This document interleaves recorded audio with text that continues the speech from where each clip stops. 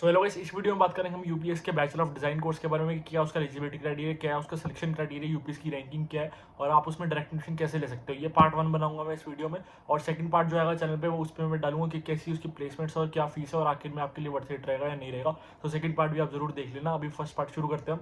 तो अगर मैं यूपीएस की रैंकिंग की बात करूँ तो यूपीएस की जो ओवरऑल रैंकिंग यूनिवर्सिटीज में तो यूपीएस 52nd रैंक पे आता है, जो कि आपको एक ठीक ठाक रैंकिंग देखने को मिल जाती है। उसके बाद अगर बात करूँ एलिजिबिलिटी क्राइटेरिया की, तो आपके मिनिमम 50% मार्क्स होने चाहिए आपकी क्लास 10th में और मिनिमम 50% मार्क्स होने चाहिए आपकी क्लास 12th में। दोनों क्लास में आपको मिनिमम 50% मार्क्स होने चाहिए, तो ही जो आपका एडमिशन प्रोसेस है वो आगे शुरू होगा। और आपकी कोई भी स्ट्रीम हो 12th में चलेगी, अब बस आपके मिनिमम 50% मार्क्स होने चाहिए। अगर किसी को लगता है कि किसी के 49.9% आए हैं और उसको एडमिशन स्टार्ट हो जाएगा, प्रोसेस स्टार्ट हो जाएगा, तो ऐसा नहीं है।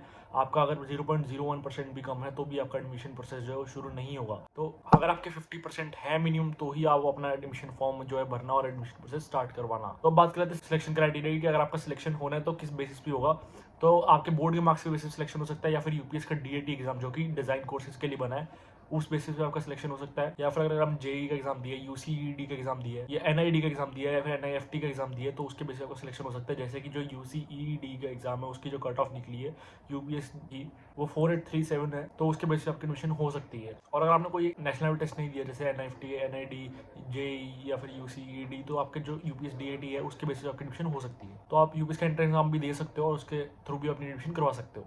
तो अब बात करें कि अगर आपने डायरेक्ट एडमिशन चाहिए, जैसे आपको कोई एंट्रेंस एग्जाम नहीं दिया फिर भी आपको एडमिशन चाहिए यूपीएस के बैचलर ऑफ डिजाइन कोर्स में डायरेक्ट एडमिशन चाहिए, तो कैसे होगी।